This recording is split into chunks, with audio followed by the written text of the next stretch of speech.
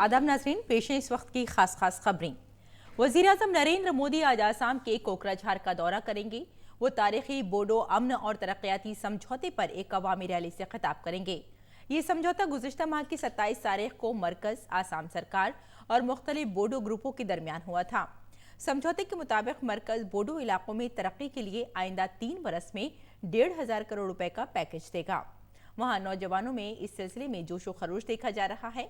मुकामी नौजवानों ने पीएम तक खैर मकदमी पैगाम पहुंचाने के लिए एक रैली का भी एहतमाम किया है। वज़ीर आज़म नरेंद्र मोदी ने अपने आसाम दौरे से मुताल्लिक़ एक ट्वीट में कहा कि आसाम में एक नई सुबह, ताज़ा जोश और नई उम्मीद। बोडो मुआहदा नौजवानों को उनकी उम्मीदों और तवक्कुआत को पूरा करने में मदद करेगा। कोकराझार के प्यारे और जिंदा दिल भाई बहनों को मेरा सलाम। वज़ीर आज़म नरेंद्र मोदी ने पार्लियामेंट के बजट इजलास में सदर जमहूरिया के खिताब पर शुक्रिया की तहरीक का जवाब दिया, जिसके बाद सदर जमहूरिया का खिताब दोनों ऐवानों में मंजूर कर लिया गया। लोकसभा में अपने खिताब के दौरान वज़ीर आज़म ने कहा कि अगर वो पुरानी कांग्रेस सरकारों की तरह काम कर रहे होते तो तमाम मसाइल का हल नहीं हो पाता। उन्होंने शहरियत तरमीमी कानून पर बात करते हुए जोर देकर कहा कि CAA से मुल्क के किसी शहरी की शहरियत नहीं जाएगी। जम्मू कश्मीर से आर्टिकल 370 के इल्तिजामात को खत्म करने के मसले पर वज़ीर आज़म मोदी ने कहा कि कश्मीर में अमन और तेज रफ्तार तरक्की के लिए ये फैसला किया गया है। वज़ीर आज़म ने कांग्रेस पर जमकर तनकीद की और कहा कि अगर वो आइन की अहमियत समझती तो जम्मू कश्मीर में भी इसका निफाज करती, लेकिन उसने ऐसा नहीं किया। वज़ीर आज़म ने कहा कि कांग्रेस के पास आइन बचाओ का मंत्र होना चाहिए, क्योंकि बार बार ये मंत्र पढ़ने से उसे अपनी गलतियों का एहसास होगा। वज़ीर आज़म ने मुल्क की मईशत में बुनियादी ढांचे की अहमियत पर जोर दिया और कहा कि इससे रोजगार और सनतकारी में इजाफा होता है। मुल्क की मईशत पर वज़ीर आज़म ने कहा कि जनवरी 2019 से 2020 के दरमियान 6 बार GST महसूलात 1 लाख करोड़ से ज्यादा है। वज़ीर आज़म ने बोडो मुआहदे का भी जिक्र किया और कहा कि इस मुआहदे की खुसूसियत ये है कि इसमें तमाम मुसल्लह ग्रुपों ने एक साथ खुद सुपुर्दगी की और अब बोडो की कोई मांग बाकी नहीं रही। वज़ीर आज़म ने कहा कि शुमाल मशरक़ का इलाका हमारे लिए वोट का तराजू नहीं है, बल्कि हम चाहते हैं कि मुल्क की तरक्की में उनका पूरा इस्तेमाल हो। दिल्ली असेंबली इंतखाबात के लिए इंतखाबी तशहीर कल शाम खत्म हो गई। सभी पार्टियों ने वोटरों को लुभाने के लिए पूरी ताकत झोंक दी। इंतखाबात खुशउस्लूबी से कराने के लिए सिक्योरिटी के पुख्ता बंदोबस्त किए गए हैं।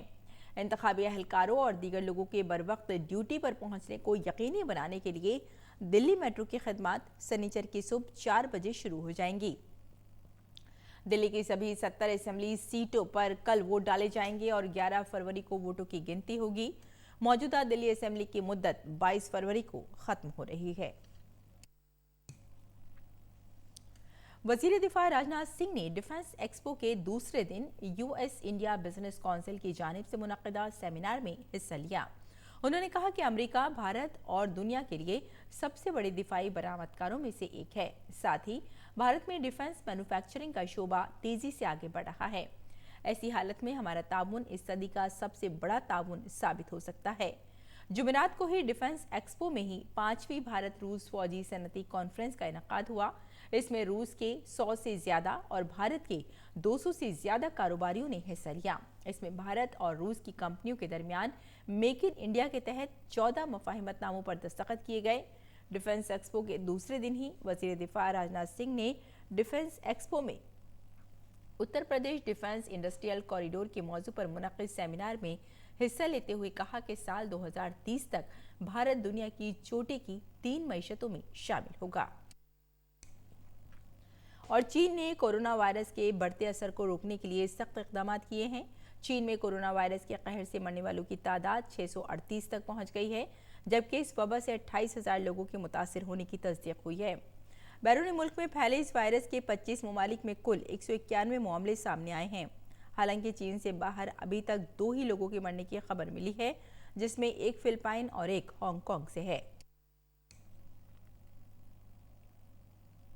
दिल्ली में वसंत उत्सव के मौके पर मौसीकी की एक शाम सजाई गई। इस प्रोग्राम में क्लासिकल गुलकार सुनील कुलकर्णी ने अपनी पेशकश से सभी को मसरूर कर दिया। इस प्रोग्राम में मरकजी वजीर प्रकाश जावड़ेकर मेहमान खुसूसी के तौर पर शामिल हुए। اس کے علاوہ کئی اور دیگر ہستیاں بھی اس سریلی شام کا حصہ بنی۔ تو ناظرین، اس وقت کی خاص خبروں میں فی الحال اتنا ہی، اجازت دیں، آداب۔